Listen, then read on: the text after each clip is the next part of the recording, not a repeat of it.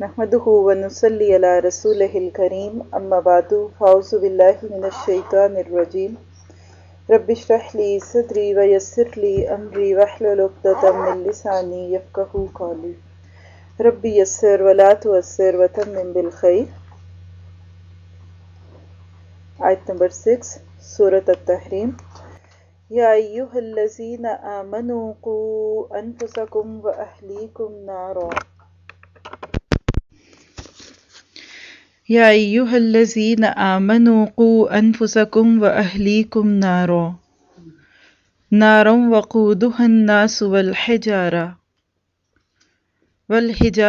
علیہا ملائکۃ غلاظ شداد لا یعصون اللہ ما امرہم ویفعلون ما یؤمرون. اللہ اکبر. اے ایمان والو، اپنے آپ کو اور اپنے گھر والوں کو اس آگ سے بچاؤ جس کا ایندھن آدمی اور پتھر ہوں گے. اس پر تندخو اور سخت گیر فرشتے مقرر ہیں. اللہ انہیں جو حکم دے وہ اس کی نافرمانی نہیں کرتے، اور وہ وہی کچھ کرتے ہیں جو ان کو حکم دیا جاتا ہے. اور اس دن کیا ہوگا اس کا تذکرہ اگلی آیت میں ہے. یا ایھا الذین کفروا، اے لوگو جو، اے کافرو. کیا ہے؟ یا ایھا الذین کفروا لا تعتذروا اليوم. اس دن اللہ تعالیٰ کافروں سے فرمائے گا، اے کافرو آج بہانے نہ کرو، کیونکہ انما تجزون ما کنتم تعملون. آج تمہیں ویسا ہی بدلہ ملے گا جیسے تم عمل کرتے رہے ہو. اب ان باتوں کو سن کر دل میں ندامت آتی ہے تو کیا کیا جائے؟ اس کا تذکرہ اگلی آیت میں ہے. یا ایھا الذین آمنوا توبوا الی اللہ توبۃ نصوحا. اے ایمان والو، اللہ کے حضور سچی اور خالص توبہ کر لو. کیا ہوگا اس کے بعد؟ عسیٰ ربکم ان یکفر عنکم سیئاتکم ویدخلکم جنات تجری من تحتها الانہار. اللہ تمہیں ایسی جنتوں میں داخل کرے گا جن کے نیچے نہریں بہہ رہی ہیں. اور اس دن کیا ہوگا؟ یوم لا یخزی اللہ النبی والذین آمنوا معہ. اس دن اللہ تعالیٰ اپنے نبی اور ان لوگوں کو جو ان کے ساتھ ایمان لائے ہیں رسوا نہیں کرے گا. کیا ہوگا؟ نورہم یسعی بین ایدیہم وبایمانہم. ان کا نور ان کے آگے آگے اور دائیں جانب دوڑ رہا ہوگا. اور کیا ہوگا؟ یقولون، اور وہ کہہ رہے ہوں گے، ربنا اتمم لنا نورنا واغفر لنا انک علی کل شیء قدیر. اے ہمارے پروردگار، ہمارے لیے ہمارا نور پورا کر دے اور ہمیں بخش دے، یقیناً تو ہر چیز پہ قادر ہے، تو ہر چیز پہ قدرت رکھنے والا ہے. 3 آیات ہے، لیکن دنیا کے سب سے قیمتی مرکز یعنی گھر کی حفاظت کا اس میں تذکرہ ہے. جیسا کہ ہم جانتے ہیں کہ یہ سورۃ تحریم کی آیت نمبر 6 ہے، اور سورۃ تحریم کا بنیادی موضوع جو ہے وہ گھر والوں کو آگ سے بچانا ہے. اگر ہم دیکھیں کہ اللہ سبحانہ تعالیٰ نے ان آیات میں ایمان والوں کو اپنے آپ کو اور اپنے گھر والوں کو آگ سے بچانے کا حکم دیا. پہلی بات تو یہ ہے کہ قرآن پاک کا یہ واحد مقام ہے جہاں ایمان والوں کو آگ سے بچنے کا حکم دیا. یہاں سے ایک غلط فہمی کا ازالہ بھی ہوتا ہے، اور وہ کیا کہ ایمان والے آگ میں نہیں جائیں گے. سوال پیدا ہوتا ہے کہ اگر ایمان لانے کے بعد اس چیز کے چانسز 100% ختم ہو گئے کہ آگ میں جانا ہے، تو پھر کیوں کہا جائے گا کہ یا ایھا الذین آمنوا قوا انفسکم واہلیکم نارا. اے ایمان والو، خود کو اور اپنے گھر والوں کو آگ سے بچا لو. اس سے کیا پتہ چلتا ہے؟ اس سے یہ بات پتہ چلی کہ کچھ ایمان والے بھی آگ میں جائیں گے، اور کچھ دیر کے لیے جائیں گے. یہ جو مغالطہ ہے نا ہمارے پاس کہ ایمان لاتے ہی جنت کا سرٹیفکیٹ مل گیا، مان لیتے ہیں، کوئی حرج نہیں اس میں، لیکن ایک جملہ شعور کو بیدار کرنے کے لیے کہوں گی کہ جنت میں جانا یہ اور بات ہے، اور جہنم میں ڈالنے کے بعد وہاں سے نکال کر جنت میں لے جایا جانا یہ الگ بات ہے۔ اگر یہ مان بھی لیا جائے نا کہ دل کے اندر ایمان ہے اور رائی کے دانے کے برابر ہے تو وہ واقعی جنت میں جائے گا، جیسا کہ اللہ کے نبی صلی اللہ علیہ وسلم کی ایک صحیح روایت سے ملتا ہے کہ جس کے دل میں ایک رائی کے دانے کے برابر بھی ایمان ہوگا اس کو بھی بالآخر جہنم سے یعنی اس کو بھی جنت میں داخل کیا جائے گا۔ کچھ لوگ اس حدیث کو سن کے خوش ہو جاتے ہیں اور کہتے ہیں کہ دیکھا، چلو رائی تو بہت چھوٹی ہے، ہمارا تو ہو سکتا ہے کہ میں بھی چاول کے دانے کے برابر ایمان ہوگا تو بس جنت مل گئی، لیکن وہ بات پوری نہیں ہے۔ پوری بات کیا ہے؟ اس پہ وہ بات اگر ایک سٹریچ میں دہرا لی جائے کہ جنت میں جانے سے پہلے اللہ تعالیٰ انسانوں کو گناہوں سے پاک کرے گا، کچھ کو ان کے دنیا کے گناہ جو انہوں نے کیے ہوتے ہیں اس کے بدلے میں اللہ تعالیٰ دنیا کی مصیبتوں میں مبتلا کر دیتا ہے، بیماریوں میں، دکھوں میں۔ پھر اس کے بعد بھی کچھ گناہ رہ جاتے ہیں۔ پہلے درجے پہ تو یہ ہے کہ انسان کے خود بخود جھڑتے رہتے ہیں، پھر دوسرے درجے پہ یہ ہے کہ انسان کی نیکیاں اس کے گناہوں کا کفارہ بن جاتی ہیں، اور تیسرے درجے پہ کیا ہوتا ہے کہ ایمان والے کی مصیبتیں اس کا کفارہ بنتی ہیں، چوتھے درجے پہ نزاع کی سختیاں، کچھ گناہ وہاں جھڑ جاتے ہیں، پھر اس کے بعد عذاب قبر، کچھ گناہ وہاں جا کے معاف ہوتے ہیں، کچھ کے پھر میدان محشر میں، اور آخر میں جو چیز رہ جاتی ہے، جو جگہ جہاں پہ انسان کے گناہ جو ہیں وہ جنت میں جانے سے پہلے معاف کیے جائیں یا ان کو سزا دی جائے، وہ پل صراط ہے۔ پل صراط پہ لوگوں کو روک لیا جائے گا، وہاں اصل میں انسان کی پوری پھر ڈائسیکشن ہوگی۔ میں تو پل صراط کو ڈائسیکشن روم کہتی ہوں، کیونکہ وہاں جو حالات ہوں گے کہ جو آخری گندگی علائشیں بھی انسان کے جسم پہ رہ چکی ہے وہ بھی پاک ہوں گی، اور اگر وہاں بھی دھلائی نہ ہوئی تو کچھ دیر کے لیے اس شخص کو جہنم کے اندر پھینکا جا سکتا ہے جو ابھی بھی اپنے گناہوں سے پوری طرح پاک نہیں ہوا۔ یہ ٹاپک ایک الگ سے درس میں موجود ہے، گناہوں کی معافی کا ایک طریقہ، پیوریفیکیشن آف سول۔ تو بات کیا ہے کہ کوئی یہ نہیں کہہ سکتا کہ میں صرف کلمہ پڑھنے کے بعد اب جہنم پروف ہو گیا، آگ پروف ہو گیا، فائر پروف ہو گیا۔ دنیا میں بہت ساری ایسی جیکٹس ہوتی ہیں، یہ فائر پروف ہیں، کچھ بلڈنگز ایسی ہیں، کچھ گاڑیاں ایسی ہو سکتی ہیں، لیکن ایمان لانے کے بعد جنت کا ملنا تو ایک طرف ہے، وہ تو اللہ تعالیٰ دے دے گا انشاءاللہ، لیکن اگر اللہ معاف کر دے اس کی مرضی، کر سکتا ہے، پاسبل ہے، وہ دیکھے گا کیسے ہوگی، اس کا بھی تذکرہ انہی آیتوں میں آگے کہہ دیا نا کہ توبوا الی اللہ توبۃ نصوحا، لیکن بہرحال خطرہ تو موجود ہے نا، اور جب تک جنت میں پہنچ نہیں جاتے تب تک کیسے کہہ سکتے ہیں کہ ہم اپنے آپ کو محفوظ سمجھیں؟ کسی کو ہلکا سا بھی شک ہو جائے نا کہ مجھے کسی جگہ روک لیا جائے گا تو چین نہیں پڑتا، ٹھنڈے پسینے آتے ہیں، انسان کہتا نہیں جب تک اپنی جگہ پہ پہنچ نہ جائیں تب تک بات نہیں بنتی۔ بالکل اسی طرح جنت میں جانے کا شوق رکھنے والوں کو آگ سے بچنے کی بھی دعا کرنی چاہیے، اور اس کا تذکرہ سورۃ آل عمران کی ایک آیت میں آتا ہے فَمَن زُحْزِحَ عَنِ النَّارِ وَأُدْخِلَ الْجَنَّةَ فَقَدْ فَازَ۔ بہترین کانسیپٹ کلیئر ہو جاتا ہے اس آیت سے کہ من زحزح عن النار، جو ہٹا دیا گیا آگ سے، جیسے ایسی ہماری زبان میں کہتے ہیں نا ہٹ ہٹ، یہ بات ہے، جو جہنم کی آگ سے بچا لیا گیا، وہ ادخل الجنت، پھر داخل کیا گیا جنت میں، تو یہ ہے فقد فاز، اصل کامیابی یہ ہے۔ اس لیے ہمارے لیے یہاں ایک چھوٹی سی بات بھی عمل کی ہے کہ جب بھی اللہ تعالیٰ سے جنت مانگے نا تو ساتھ یہ بھی دعا کیا کرے کہ اللہ جہنم میں داخل کیے بغیر جنت ملے۔ دنیا میں دیکھیے کہ نعمتیں ملتی ہیں نا، بعض کو نعمتیں آرام سے مل جاتی ہیں، بعض کو بہت ساری آزمائشوں سے گزرنے کے بعد نعمتیں ملتی ہیں، ایسے ہی ہے نا، مال سب کو ملتا ہے لیکن کچھ کو آرام سے مل جاتا ہے، کچھ کو بہت مشکلات سے ملنے کے بعد ملتا ہے۔ ایک عورت ہے اس کو اولاد مل جاتی ہے، پتہ بھی نہیں چلتا، اللہ کی رحمت ہو جاتی ہے۔ کچھ ایسے ہیں کہ جن کو بہت سارے ٹیسٹ، بہت ساری میڈیسنز اور بہت زیادہ طبیعت کی خرابی کے بعد اولاد ملتی ہے، تو اللہ تعالیٰ سے یہ دعا کرنے کی ضرورت ہے کہ اللہ ہمیں جو بھی نعمت ملے آسانیوں والی دینا، ہمیں جہنم دور سے بھی نہ دکھانا، کیونکہ میدان محشر سے جنت میں جانے کا راستہ بہت اندھیرا ہے، اور وہاں راستے میں جہنم کے اوپر پل صراط لگا ہوا ہے، جس کے اندر اللہ تعالیٰ لوگوں کو بتاتا ہے کہ دیکھو تم اس کے اندر سے اپنے آپ کو محفوظ رکھ لو۔ اس لیے یہاں کہہ دیا کہ یا ایھا الذین آمنوا قوا انفسکم واہلیکم نارا۔ ترتیب پہ بھی غور کیا جا سکتا ہے کہ اے لوگوں، پہلے تم خود ایمان لاؤ، پھر اپنے گھر والوں، خود اپنے آپ کو آگ سے بچاؤ، پھر اپنے گھر والوں کو بھی آگ سے بچاؤ۔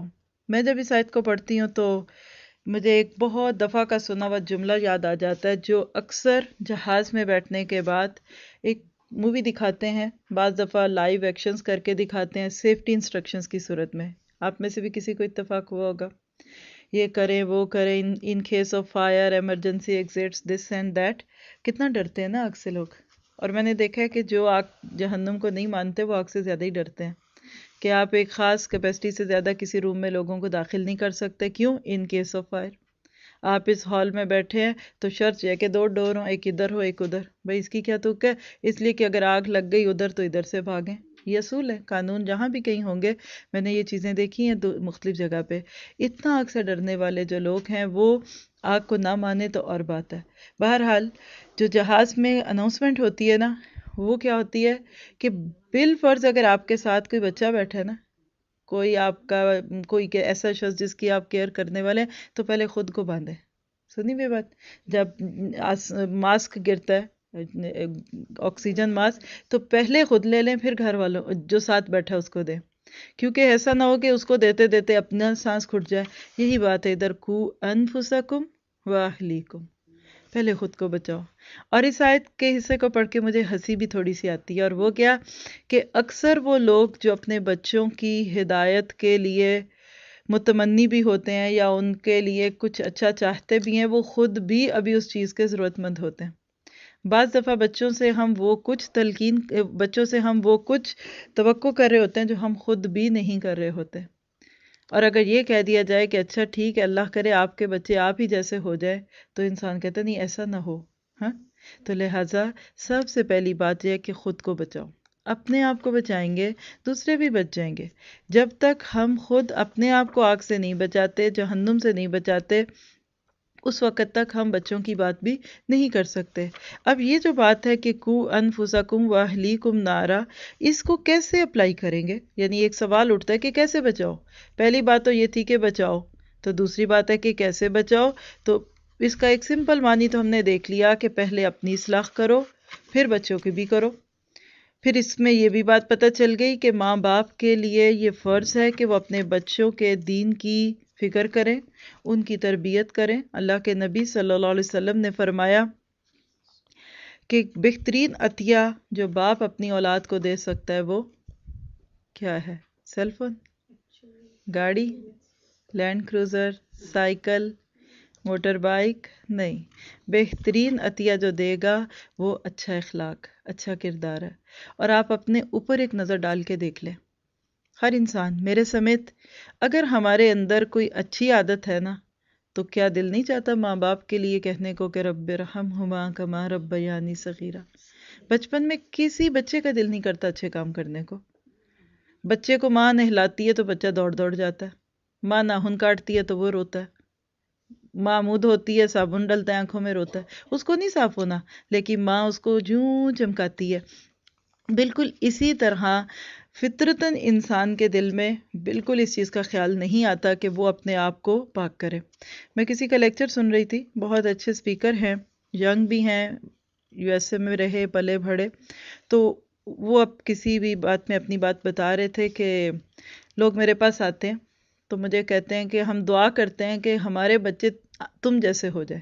ینگ ہے ابھی وہ لڑکا، مطلب جیسے مڈل ایج کا کوئی مین ہوگا، تو وہ کہتا ہے کہ آپ یہ کیوں کہتے ہیں کہ میرے جیسے ہوں؟ میرے گناہ میں اور میرا رب جانتا ہے۔ لیکن میں ابھی اس بات کو کہتے ہوئے سوچ رہی ہوں کہ ماں باپ کو یہ کہنے کی کیوں ضرورت پڑی کہ تم جیسے ہو؟ یہ کیوں نہیں کوئی ماں باپ کہتا کہ اللہ کرے ہمارے بچے ہم ہی جیسے ہوں، یا ہم سے چلو بہتر ہوں؟ یہ دعا تو کی جا سکتی ہے نا۔ تو وہ اس کو کہتے ہیں کہ مجھ سے پوچھتے ہیں لوگ کہ بتاؤ کہ تم کیسے اس طرح پلے بڑھے، تم ویسٹ میں رہے، پھر تم نے دنیا کی بھی اتنی تعلیم لی، انجینئرنگ کی شاید کوئی ڈگری ہے ان کے پاس، اور پھر حافظ قرآن بھی ہیں، پھر مدینہ یونیورسٹی سے جا کے انہوں نے ماسٹر بھی کیا، پی ایچ ڈی بھی کہیں کی، اور بہت اچھے اسپیکر ہیں۔ تو وہ کہتے ہیں، پھر وہ اپنی کہانی سنا رہے تھے، کہتا کہ یہ میرے ماں اور میرے باپ ہیں، وہیں بیٹھے بھی ہوئے تھے۔ پھر اس نے پوری اپنی کہانی سنائی کہ میں قسم کھا سکتا ہوں کہ جب مجھے یہ میرے ماں باپ حفظ کے لیے لے کے جاتے تھے، میں کہتا تھا مجھے نہیں کرنا، مجھے نہیں کرنا۔ پھر جب انہوں نے میرے ماں باپ مجھے نماز کے لیے بھیجتے تھے، میرا نہیں دل کرتا تھا، اور آج ماشاءاللہ سنت چہرہ ہر چیز ہے، لیکن یہ میرے ماں باپ تھے جنہوں نے اس وقت میرے ساتھ سختی کی، یا اس وقت مجھے اس بات کے لیے کہا کہ جس کے لیے میں پسند نہیں کرتا تھا۔ انہوں نے کہا کہ یہ کبھی نہیں ہو سکتا کہ اچھی تربیت بغیر سختی کے ہو۔ سختی سے مراد بدتمیزی، ڈانٹ ڈپٹ اور تانے مینے نہیں ہے، سختی سے مراد یہ کہ فارم، بچوں کے لاڈ دیکھتے رہے، نہیں سو جاؤ، اچھا رات کوئی بات نہیں، رات کو جاگا ہے، سو جاؤ اسکول جانا ہے، یہ نہیں ہو سکتا۔ اور انہوں نے کہا کہ میں قسم کھا کے یہ بات بھی کہہ سکتا ہوں کہ میں نے اپنی پوری زندگی کوئی ایک دن بھی اپنی ماں اور اپنے باپ کو کھول کے قرآن پڑھتے ہوئے بغیر نہیں گزارا۔ یعنی ہر دن میں نے دیکھا میری ماں خود بھی قرآن پڑھتی ہے، میرا باپ پڑھتا ہے، اور باپ خود بھی عالم ہے، کافی معروف سپیکر ہے۔ تو بات کا خلاصہ کیا ہے کہ ایک انسان ذرا سوچے کہ جو چیز ہم اپنے بچوں کو، اپنے گھر والوں کو کہتے ہیں، کیا وہ خود بھی کرتے ہیں کہ نہیں؟ کیا ہمارے اپنے اندر وہ چیز ہے؟ اور اولاد کا اور ماں باپ کا تعلق بہت ہی انوکھا تعلق ہے۔ یہاں میں صرف اولاد کا لفظ اس لیے بول رہی ہوں کہ عموماً ایک گھرانہ شوہر، بیوی اور بچوں پہ مشتمل ہوتا ہے۔ حالانکہ قرآن اور سنت سے ہمیں اس چیز کے دلائل ملتے ہیں کہ ایک مرد جب اگر اپنے گھر میں ہے تو وہ ہر ایک کا احتساب کرے گا، حتیٰ کہ گھر کے ملازموں کا، ماں باپ کا، کوئی چچا، کوئی چچی، کوئی ماموں رہتا ہے، یعنی ایک گھر میں رہنے والے لوگ جتنے بھی ہیں ان سب کے بارے میں گھر کا جو بڑا ہے یا جو ان کا ٹیک کیئرر ہے، ان کا کفیل ہے، اس سے پوچھا جائے گا۔ اور اللہ کے نبی صلی اللہ علیہ وسلم کی یہ سنت بھی ہے کہ آپ اپنے بچوں کو، اپنے یعنی گھر والوں کے ساتھ یہ ساری باتیں کرتے تھے، تو اللہ تعالیٰ نے ہمیں یہ دعوت دی۔ میں یہاں چند کوٹیشنز آپ کے ساتھ شیئر کروں گی کہ اس بات سے کہ قُوا انفسکم واہلیکم نارا سے ہمارے اولڈ مفسرین جو تھے انہوں نے کیا مراد لیا، تاکہ ہم یہ نہ سوچیں کہ اس کا یہ مطلب ہے کہ اچھا کوئی جا رہا ہے تو اس کو کمر سے پکڑ کے لے آؤ۔ تعویلات بھی تو ہو سکتی ہیں نا۔ تو اس آیت کے بارے میں قتادہ رحمہ اللہ ایک مفسر ہے، کہتے ہیں کہ قُوا انفسکم واہلیکم سے مراد کیا ہے کہ انہیں اللہ کی اطاعت کا حکم دے اور اس کی نافرمانی سے منع کرے۔ اگر آپ صرف پوائنٹس میں لکھ لینا تو ایک چیک لسٹ بن جاتی ہے کہ کیا میں یہ کرتی ہوں، یعنی گھر والوں کو اللہ کی اطاعت کا حکم دے، ساتھ ہی پوچھ لے کیا میں دیتی ہوں، اس کی نافرمانی سے منع کرے، کیا میں اپنے گھر والوں میں خرابی دیکھ کر منع کرتی ہوں یا کہتی سو کے be generous, no problem, be polite, جو کر رہے ہیں کرنے دو، روکنا پڑے گا۔ پھر تیسری چیز کہتے ہیں کہ ان سے احکام الہیہ کی پابندی کروائے، یعنی اللہ کے جو حکم ہے، صرف حکم نہ بات نہ کہہ دیں بیٹا اٹھو نماز پڑھ لو، بس خانہ پوری ہو گئی، پابندی کروائے۔ اور چوتھا درجہ، اس سلسلے میں ان کے ساتھ تعاون بھی کریں، یہ بڑا اہم ہے۔ بہت سارے ماں باپ جب دوسروں سے سنتے ہیں یا اللہ تعالیٰ ان کو توفیق دیتا ہے ان باتوں کو سمجھنے کی تو صرف حکم ڈال دیتے ہیں کرو دس، تعاون نہیں کرتے۔ مثلا مثال دوں گی، تعاون کرنا کیسے ہے؟ فجر کی نماز کو لیتے ہیں، میرا خیال ہے جس ماں نے اپنے 7 سے 8 سال کے بیچ کے بچے کو نماز کی پابندی کرا دی نا، فجر کی نماز کی، اللہ نے اس کے لیے خیر کا راستہ کھول دیا۔ کتنے ایسے بچے ہیں جو ویسٹ میں پلے بڑھے الحمدللہ، اس کے باوجود نماز ان کی گھٹی میں پڑی ہوئی ہے، اس کی وجہ یہ کہ 7-8 سال کی عمر میں ماں باپ نے اس چیز کی عادت ڈال دی۔ تو کریں گے کیا؟ تعاون کی کیا صورت ہے کہ آپ اپنے بچے کے سونے کے ٹائم کو دیکھیں۔ یہ کیسے ہو سکتا ہے کہ آپ پارٹی میں مصروف ہیں اور بچے بھی کھیل کود رہے ہیں اور رات 2 بجے وہ سوتے ہیں اور 4 بجے فجر کے لیے اٹھ جائے؟ تعاون کا مطلب یہ ہے پورے مینز بنائے جائیں، ان کے سونے کا، اس کے جاگنے کا انتظام کیا جائے۔ پھر تعاون یہ بھی ہو سکتا ہے کہ مثلا فجر کی نماز پہ آپ ان کو اٹھا رہے ہیں نا، تو آپ اگر گرمیاں ہیں اے سی بند کر دیں، سردیاں تو ہیٹ کھول دیں، ہیٹ بند کر دیں، موٹا بلینکٹ ہلکا کر دیں، اوپر سے سارے گھر کی لائٹیں کھول دیں۔ ایمان والوں کے گھروں کی لائٹیں جو ہے نا وہ تہجد یا سحریوں کے وقت میں بند نہیں ہونی چاہیے، یہ مردگی کی علامت ہے۔ اللہ کے نبی نے فرمایا کہ اپنے گھروں کو قبرستان نہ بناؤ، بلکہ اس کے اندر قرآن پڑھا کرو، کیونکہ قبرستان میں قرآن پڑھنا منع ہے نا۔ تو جس گھر میں قرآن نہیں پڑھا جاتا، کئی دن نہیں پڑھا جاتا، تو اللہ کی نظر میں پتہ نہیں وہ گھر والے زندہ ہیں بھی کہ نہیں، کہیں ان کا شمار مردوں میں تو نہیں ہے۔ پھر اگلے درجے پہ لکھتے ہیں اور جب وہ اللہ کی نافرمانی کا کوئی کام کریں، بالفرض کریں، منع بھی کیا، روکا بھی، پھر بھی کر لیا، تو انہیں اس سے روک دے اور اس پر جھڑک دیں۔ اللہ اکبر۔ یہ تفسیر تبری ہے، اس میں آپ دیکھ سکتے ہیں۔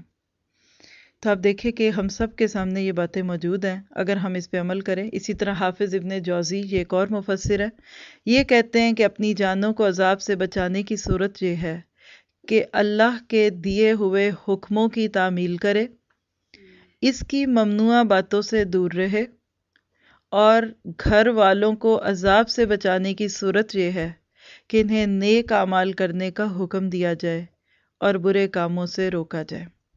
اسی سے ملتا جلتی بات ابن حیان ہے، وہ اپنی تفسیر میں لکھتے ہیں کہ اہل کو جہنم کی آگ سے بچانے کا معنی یہ ہے کہ انہیں اللہ کی اطاعت پر لگائے رکھے اور اپنے ذمے فرائض کے ادا کرنے کا پابند کرے۔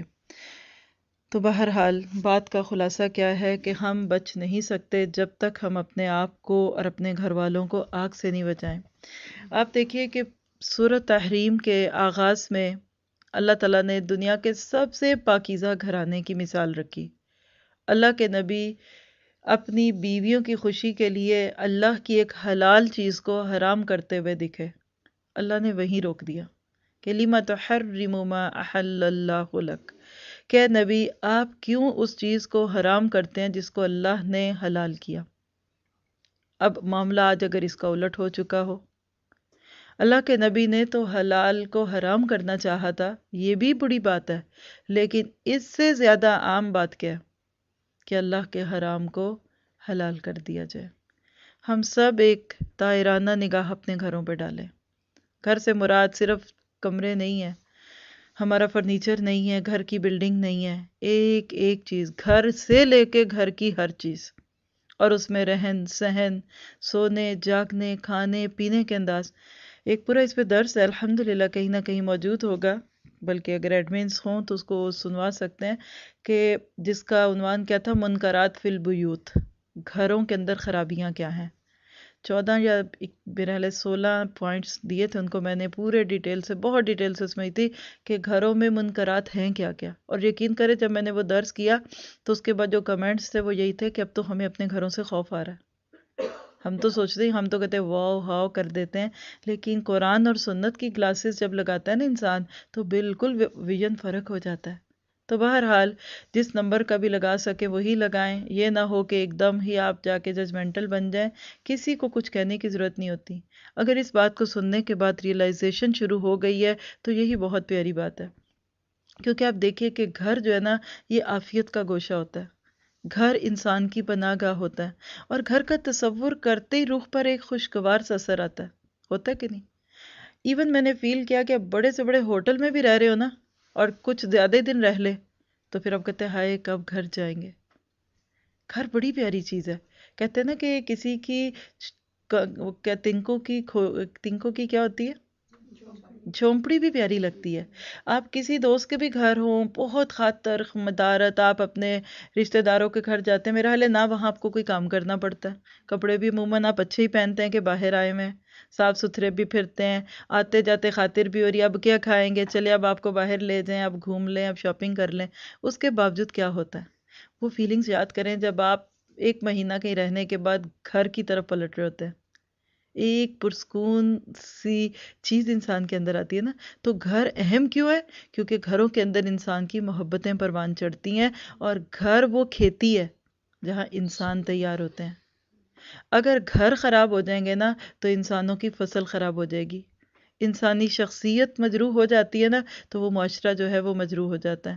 اور اللہ تعالیٰ نے گھر کو جوڑنے کے لیے، یعنی بیوی، شوہر اور بیوی کے بیچ میں ایک محبت ڈال دی۔ سورہ روم میں آتا ہے مودہ و رحمہ، 2 مختلف طبیعت کے انسان بھی ایک گھر میں مل کے رہ لیتے ہیں۔ اللہ نے مرد کے دل میں عورت کے لیے کشش ڈال دی، عورت کے لیے مرد کے لیے ڈال دی، دونوں کو ایک دوسرے کے لیے سکون کا بتا دیا۔ اس پہ بھی ایک لیکچر ہے، سکون کا رشتہ، کہ کیسے بیوی شوہر کے لیے اور شوہر بیوی کے لیے سکون کا سبب بنتا ہے۔ تو یہ سب کچھ کرنے کی اہمیت کیوں ہے؟ تاکہ گھر ایک ایسا گھر ہو کہ جو جنت نظیر ہو۔ ہم سوچتے ہیں گھر کے اندر کرسٹل جمع کر لیں، بھاری برتیں لگا لیں، تھک کارپیٹ ڈال دیں تو بس گھر جنت بن گیا. حالانکہ ایسا نہیں. جا کے دیکھیے ان گھروں کو، ایسے لگتا ہے وہ گھر نہیں ہے، پورے ڈپارٹمنٹل سٹورز بن چکے ہیں. میں نے ایسے ایسے گھر لوگوں کے دیکھے. ایک جگہ میں گئی اور گھر کا جو ڈرائنگ روم تھا اس کی جو ایک سائڈ کی پوری دیوار ہے انہوں نے شیشے کے ریکس بنائے ہوئے، اور ان سارے ریکس کے اندر چھوٹے چھوٹے اور بڑے بڑے کرسٹل کے ڈیکوریشن پیس تھے جو صاحبہ خانہ کے بقول پوری دنیا میں گھومتے ہوئے انہوں نے خریدے ہیں. مال بھی بہت تھا، سفر بھی بہت تھا. پہلے تو مجھے اپنی بیوقوفی پہ حیرت ہوئی کہ میں نے بھی کافی جگہ گھومی ہے، میں تو کبھی ایک بھی نہیں لیا. خیر، پھر سب سے زیادہ مجھے حیرت جس پہ ہوئی وہ بڑی حیرت ناک بات ہے. کہنے لگی ہر روز ایک ایک کو اٹھا کے نیچے سے اپنے ہاتھ سے صفائی کرتی ہوں کہ میں ملازموں کو ہاتھ نہیں لگانے دیتی، قیمتی بہت ہے، اور خود کرتی ہوں. تو میں نے پھر مجھے وجہ سمجھ آ گئی کہ جو کمی ہے زندگی میں وہ کیوں ہے. کہاں سے وقت ملے گا اللہ کے دین کے لیے؟ کہیں تو گھر آگے آگے. اللہ سلامت رکھے، اللہ سب کے گھروں اور گھر والوں کو سلامت رکھے. لیکن یہ گھر ہم کتنی بھی جان مار لیں، ایک رات ہمیں جگہ نہیں دیں گے. کب؟ جب ہماری جان اور روح کا رشتہ ٹوٹ چکا ہوگا. آپ کہہ کے دیکھ لیں، وصیت کر لیں کہ ایک رات میرے بیڈ روم میں مجھے سونے دینا. فوراً گاڑی آئے گی، میت گاڑی، وہ کسی کولڈ سٹوریج میں ڈال دے، وہ کہیں بھی لے جائے، یہ ان کا معاملہ ہے. لیکن آپ کو آپ کے گھر میں کوئی نہیں رکھے گا. کوئی کہ اچھا مجھے بیک یارڈ میں مجھے دفن کر دینا، کوئی نہیں کرنے دے گا. محبتیں کرنے والے جن کی خاطر ہم اپنی نمازیں ضائع کرتے، جن کی خاطر ہم اللہ کو ناراض بھی کئی دفعہ کرتے، وہ ایک رات ہمارے ساتھ قبر میں نہیں جا کے سوئیں گے کہ چلو نئی جگہ موو ہوئے ہیں تو ہم ان کے ساتھ پہلی رات رہ لیں، ان کا دل لگ جائے، یہ بیچاری اکیلی ہیں، ان کو خوف آئے گا، اس طرح ہوگا وہ ہوگا. کوئی نہیں کرے گا. اس لیے اللہ تعالیٰ انسان کو یاد دلاتا ہے کہ نارم وقودها الناس والحجارہ، اس آگ سے بچاؤ جس کا ایندھن آدمی اور پتھر ہوں گے. اللہ اکبر. لوگ کیسے ہوں گے؟ اگر آپ سائنس کی زبان سے ہیومن باڈی کو دیکھیں نا تو ہماری باڈی کا بیشتر حصہ جو، اور ہمارا جو ویٹ ہوتا ہے نا، جو اتنا وزن ہو گیا، یہ بون ویٹ ہے. میں ٹھیک کہہ رہی ہوں؟ بون ویٹ، ہڈیوں کا وزن سب سے زیادہ ہے. اور یہ بھی غلط نہ کہوں آپ میری، کیونکہ مجھے پتہ ہے آپ ڈاکٹر ہیں. ہماری ہڈیاں کاربن سے بنتی ہیں، سچ ہے نا؟ اور جلنے کے لیے کیا چیز کام آتی ہے؟ کاربن. یہ ہے وقودها الناس والحجارہ. اللہ تعالیٰ کہتے ہیں کلما نضجت، جب کبھی یہ آگ بجھنے لگے گی، ہم فزدناہم سعیرا کا ایک جگہ لفظ آتا ہے، ہم اور زیادہ کریں گے. یہ جو بات ہے نا کہ جہنم مسلسل چلے گی کنٹینیوسلی، اس کی وجہ یہ کہ ہیومن باڈی کی کاربن اس کو مسلسل ملے گی. ابھی آگ پہلی کم ہونے لگے گی نا، جیسے کسی تنور میں آگ کم ہونے لگے تو اور لکڑیاں ڈال دی جاتی ہیں، اس طرح اللہ تعالیٰ انسانوں کی کھیپ اس میں ڈالتا رہے گا اور وہ بالکل جلتی رہے گی. ایک جگہ ہم نے اس کا پوری ڈیٹیل بھی میں نے شیئر کی تھی کسی کلاس میں کہ یہ جہنم کنٹینیوس کیسے جلے گی، یہ انسانوں کی ہڈیوں سے جلے گی. والحجارہ، اور پتھر. یہ کون سے پتھر ہیں؟ یہ وہ پتھر ہیں کہ جن کو لوگ پوجا کے نام پہ بتوں کی شکل میں ڈھال لیتے تھے. پہلے دور میں پتھروں کے بھی بت بنتے تھے اور لکڑی کے اور سب چیزوں کے بھی تو بنتے ہی ہیں نا، ٹھیک ہے؟ تو مشرک جو تھے جن پتھروں کی پوجا کرتے تھے، اللہ تعالیٰ ان پتھروں کو بھی آگ میں ڈال دے گا. اور دیکھا جائے تو کوئلہ بھی تو ایک پتھر ہی ہے نا، ذرا لائٹ قسم کا پتھر ہے. کیوں ڈالا جائے گا؟ پتھروں کا کیا قصور؟ اس لیے کہ ان کے پجاریوں کو شرمندہ کیا جائے اور ان کو رسوا کیا جائے. ان کو پتہ چل جائے کہ یہ بت آج ہم خود اپنے آپ کو نہیں بچا سکے تو ساری زندگی ہم جو ان کے پیچھے بیٹھے رہے، ہم نے اپنا وقت ضائع کیا، یہ ہمارا کچھ نہیں کر سکے. وجہ کیا ہے کہ ہم نے اپنے آپ کو ان کے ساتھ لگا کے اپنے وقت کو ضائع کر دیا. پھر اس کے بعد دیکھیے کہ کچھ اور منظر کشی ہے کہ علیہا، اس کے اوپر ہا کی ضمیر نار کی طرف ہے، مؤنث ہے، تانیث ہے، کہ اس کے اوپر جہنم کے اوپر ملائکتن، فرشتے ہیں. کیسے ہیں وہ؟ غلاظ، سخت دل، یعنی سخت خو جیسے کہتے ہیں نا، غلظہ، غلیظ کا لفظ بھی اردو میں آتا ہے. کتنے سخت ہیں؟ شداد، شدید، شدت سے. لا یعصون اللہ ما امرہم، اس بات پہ نافرمانی کرتے ہی نہیں جو اللہ ان کو حکم دے دے. یعنی وہ فرشتے اتنے سنگ دل ہیں، ان کے دلوں میں جذبات نہیں، وہ اتنے کٹھور ہیں کہ اللہ جو چیز ان کو کہہ دے وہ اس کو کر کے رہتے ہیں. دو لفظ ہیں دیکھیے کہ ایک ہے غلاس اور ایک ہے شداد. غلاس کہتے ہیں سنگ دل اور بے رحم کو. اپنے حلیے سے، پوسچر سے، اسمائل نہیں ہے. کبھی آپ نے کسی جیل کے باہر بیٹھے ہوئے داروغہ کو دیکھا ہوگا، وارڈن انتہائی سخت مزاج ہوتے ہیں. اور بعض جگہ یہ بھی آتا ہے کہ جہنم کے داروغہ کو کبھی کسی نے ہنستے ہوئے نہیں دیکھا. چلے اس سے بھی زیادہ آگے جائے تو کسی ہاسپٹل کے وارڈ کو دیکھ لے، جو ایمرجنسی وارڈ ہوتا ہے. وہاں کا جو سٹاف ہے نا، ان کے چہروں پہ ایک عجیب قسم کی یعنی سنگ دلی اور بے رخی ہوتی ہے. میں نے ایکسپیرینس کیا ایک موقع پہ، میری مدر ان لا تھی تو ان کی طبیعت خراب ہوئی تو ہم ساتھ گئے. اب جو گھر سے جاتا ہے وہ کتنے زیادہ دکھ میں جاتا ہے نا، اس کو تو لگتا ہے میرا ہی جرم، میرا ہی کام بہت بڑا ہے. لیکن جو وہاں کا سٹاف تھا وہ اتنا بے حس لگا، بیٹھ جو اندر ابھی نہیں باری آئے گی اور بہت ہے. میں نے سوچا یہ ایسے کیوں ہے؟ پھر مجھے سمجھ آئی کہ یہ روز دیکھتے ہیں، ہر وقت جلتوں کو دیکھتے، ہر وقت یعنی مرتوں کو بھی دیکھتے ہیں. دل ٹوٹ گئے نا، دل ٹھنڈے ہو گئے. بالکل اسی طرح جہنم کے جو فرشتے ہیں ان کے دلوں سے ساری نرمی نکل گئی. غلظہ سختی کو کہتے ہیں، تند خوئی، یعنی اتنے کٹھور قسم کے ہیں، سٹبن کہہ لیں. اور اللہ نے ان کو ایسا بنا دیا. اور یہ جو لفظ ہے نا شداد، یہ شدید کی جمع ہے، اردو میں بھی ہم بولتے ہیں شدید سردی، شد سے ہے کسی چیز کو مضبوط باندھنا. ایک روایت میں آتا ہے کہ جو فرشتے ہوں گے نا وہ ایک وقت میں کئی لوگوں کو جہنم میں پٹخ دیں گے. کوئی کام نپٹانا چاہتا ہے نا، آپ دیکھا کرے اس وقت وہ یوں یوں کرتا ہے، جلدی سے جاؤ، ادھر جاؤ ادھر جاؤ، اس طرح کرو وہ کرو، کیونکہ اس کو پتا ہے کہ میں نے اپنا کام ختم کرنا ہے. بالکل یہی احساس ہو رہا ہے ان آیتوں کو پڑھتے ہوئے کہ جہنم کے اندر فرشتے جو ہوں گے وہ بہت زیادہ لوگوں کو بے دردی سے کریں گے. بعض نرسز بہت سخت ہاتھ کی ہوتی ہیں، بہت روڈلی بات کرتے ہیں، وجہ کیا ہے کہ وہ جذبات سے عاری ہو چکے. لا یاسون اللہ ما امرہم، اللہ نے ان کو کیا حکم دیا ہے؟ اسی بات کا حکم دیا ہے، وہ اپنی ڈیوٹی پہ ہیں. بعض لوگ دیکھیے جب آن ڈیوٹی ہوتے ہیں تو کیا وہ دوسروں کی نرمی سے نرم ہو جائیں تو کام چلے گا؟ بس اگر پولیس مین جو لوگوں کو ٹکٹ دے رہا ہے یا جس کو پتہ ہے کہ رولز کو توڑنے والوں کو سزا ملے گی، تو اگر ذرا سوچئے وہ نرمی کرے تو کیا کام چلے گا؟ بعض دفعہ آپ چیختے رہیں، چلاتے رہو، کہتے نہیں جی ہماری جاب ہے. بالکل اسی طرح یہ فرشتے اپنے کام پر اتنے پکے ہیں کہ جو کام ان کے ذمہ لگ چکا اس سے اپنے آپ کو ہٹا نہیں سکتے. وَيَفْعَلُونَ مَا يُؤْمَرُونَ، اور وہ کر ڈالتے ہیں جو ان کو کہا جاتا ہے. پوری آیت ہم سب سے چند سوال کرتی ہے. کیا میں خود کو آگ سے بچا چکی؟ کیسے بچائیں؟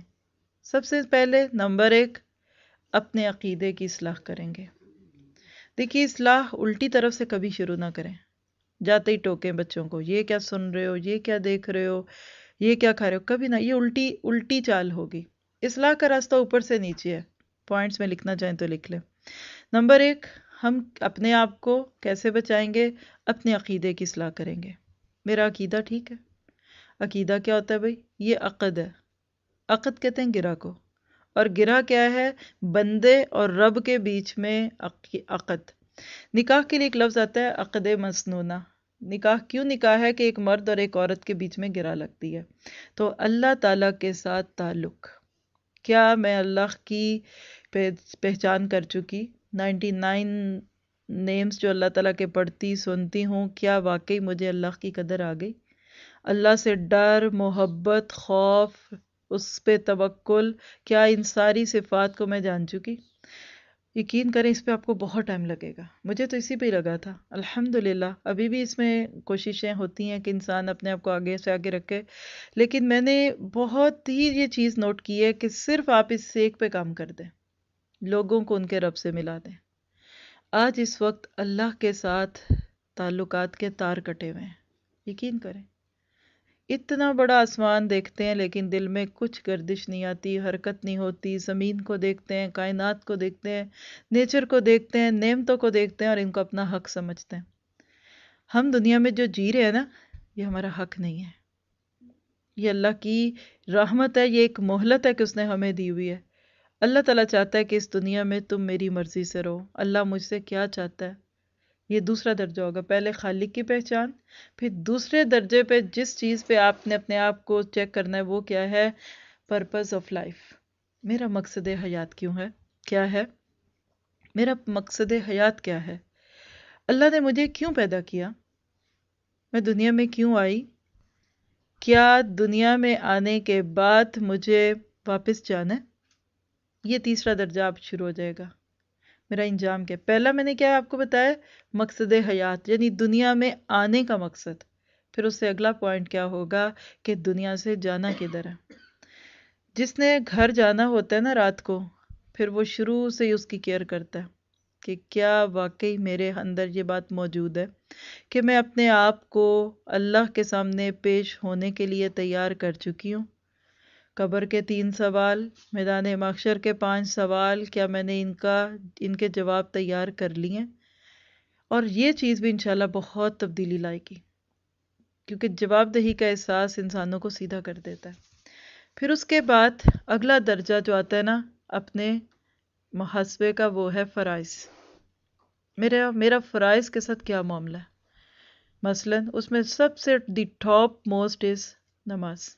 میری نماز کیسی ہے؟ پہلی بات ہے بھی کہ نہیں؟ پھر دوسرے درجے پہ پوری ہے کہ آدھی ہے؟ 5 میں سے 4 ہیں یا 3 ہیں، یا کبھی 5 بھی کیا 7 ہیں، اور کبھی 2 بھی نہیں، اور کبھی 4 ہیں۔ ٹوٹی پھوٹی چیزوں سے کام نہیں بنتا۔ عمارت تب پوری بنتی ہے جب 5 دیواریں ہوں، 4 دیواریں اور 5ویں چھت۔ ان 5 سے ایک چیز نکال دیں وہ کمرہ نہیں رہے گا۔ آپ اس ہال میں بیٹھے ہیں نا، یہ چھت اڑا دیں تو کیا بن جائے گا؟ یہ 4 دیواری باؤنڈری وال۔ آپ چھت رہنے دیں، 3 دیواریں چھوڑ دیں، ایک یہ کھول دیں، یا ادھر کی دیوار گرا دیں، کیا بنے گا؟ یہ برآمدہ۔ ہاں چلیے آپ ایسا کریں کہ چھت بھی رہنے دیں، یہ 2 دیواریں بھی رہنے دیں، یہ اور یہ ختم کر دیں، کیا بنے گا؟ وال، واک ان۔ کمرہ یہ کب ہے؟ جب یہ 4 دیواریں اور 5ویں چھت ہے۔ یہی دین کا کمرہ ہے۔ بنی الاسلام علی 5، اسلام کی بنیاد 5 چیزوں پہ ہے۔ تو اس میں کیا ہے؟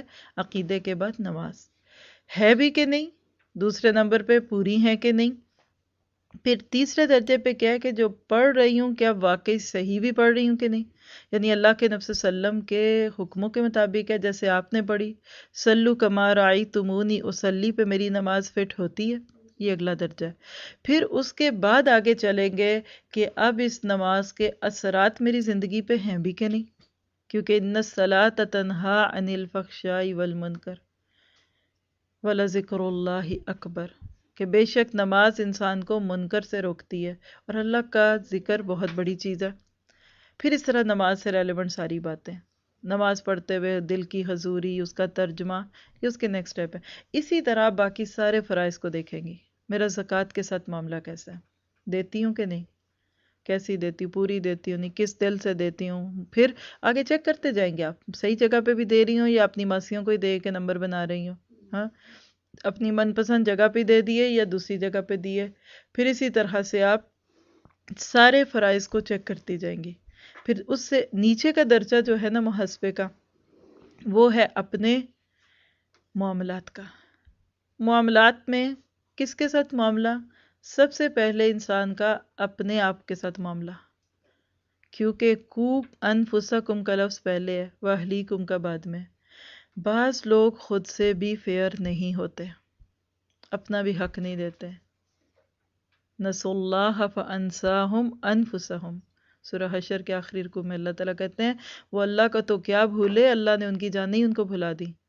نہ وقت پہ کھانا، نہ وقت پہ سونا، ایک بھاگ دوڑ ہے، ایک بھاگ دوڑ لگی ہوئی ہے۔ یہ کیا ہے؟ اپنی حق تلفی، دوسروں کے لیے جیتے ہیں، اپنے لیے نہیں جیتے۔ پہلے اپنے ساتھ معاملہ دیکھیے، پھر اس کے بعد آپ کے قریبی، الاقرب من الاقرب، گھر کے اندر جو رہتے ہیں۔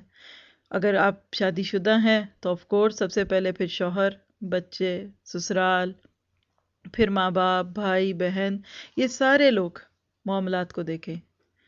پھر اس کے بعد ڈیلنگز میں آپ اپنے نوکروں کے ساتھ اپنا معاملہ دیکھیں۔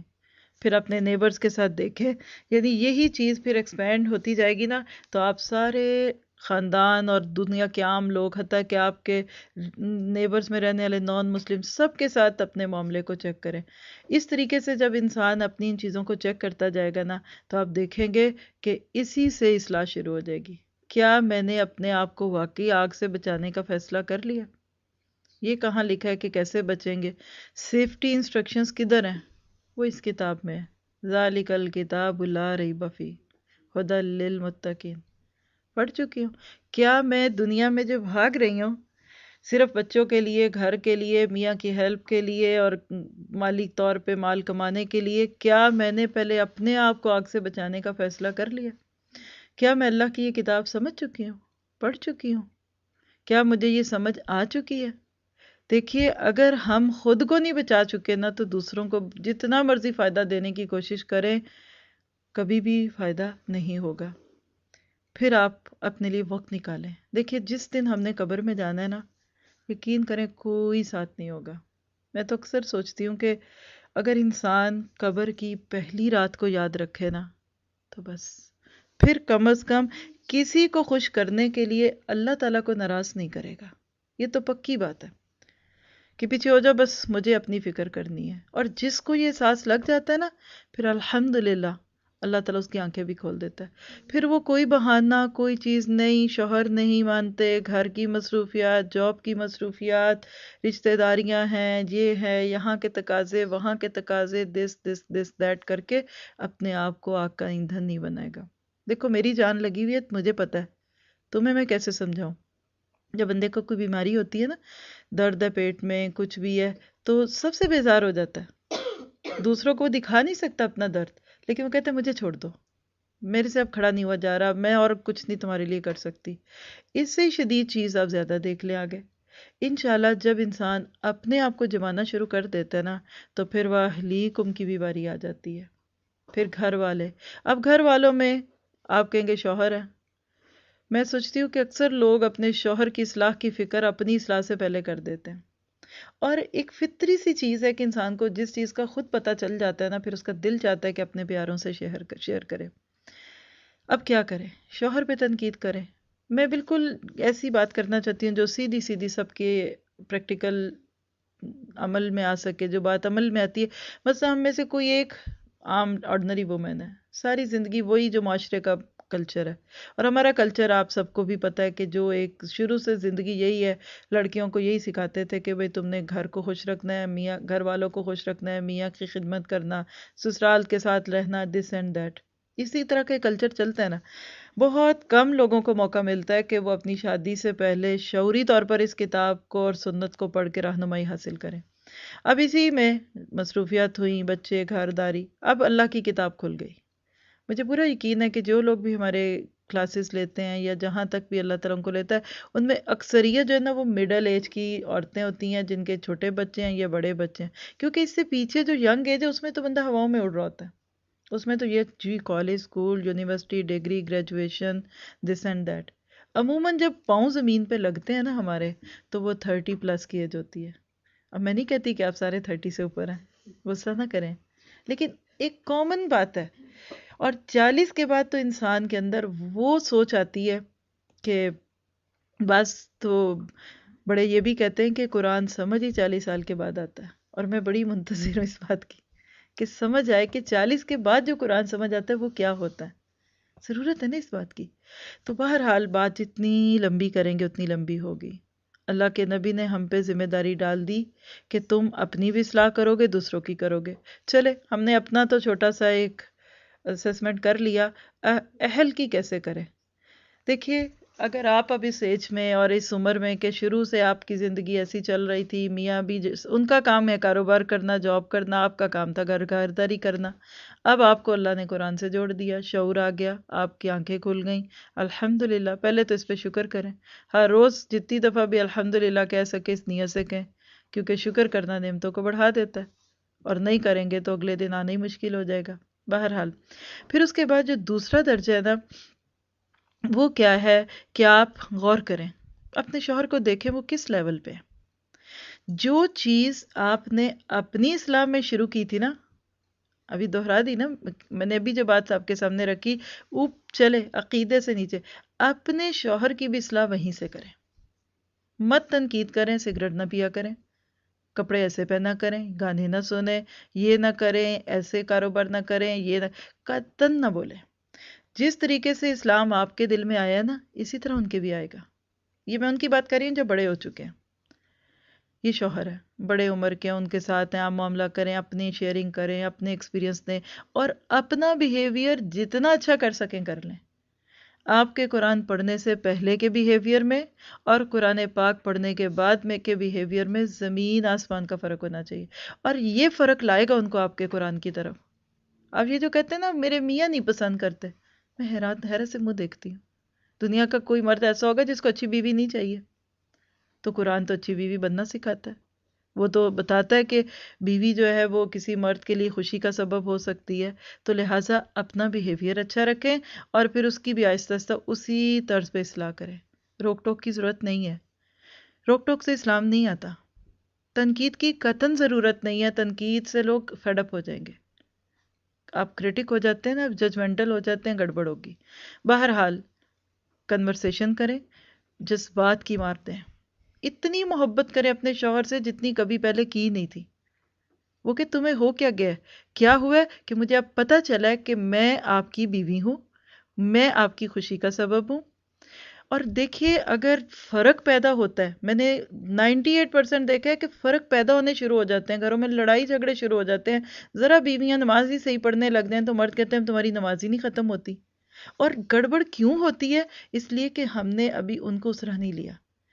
آپ جس طرح قرآن پڑھنے کے ساتھ ساتھ اپنی عبادات نمازوں کو ٹھیک کر رہے ہیں نا، اس طرح اپنے بیہیویئر کو بھی ٹھیک کرنا شروع کر دیں، خود ہی چل کے آئیں گے۔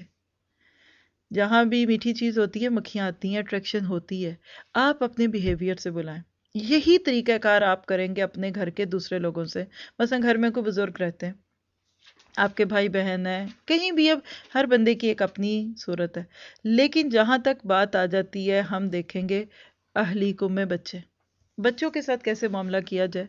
گو کہ بچوں کی تربیت پہ تو بہت دفعہ بات ہو چکی، اس پہ درس بھی موجود ہیں، بچے آنکھوں کی ٹھنڈک اور اس طرح کے نام پہ، لیکن اب یہاں ہم دیکھ رہے ہیں، اب یقیناً آپ قرآن پڑھنے آئیں تو کوئی ضروری تو نہیں کہ آپ کے سارے ہی بچے ایک ایج کے ہیں، آپ کی گود میں 2 سال کا بیبی بھی ہو سکتا ہے اور ماشاءاللہ آپ 16 سال کے بیٹے یا بیٹی کی بھی ماں ہوں گی۔ اب ان کو کیسے آگ سے بچائیں؟ ان کو بھی آپ مختلف اینگل سے ٹیکل کریں گی۔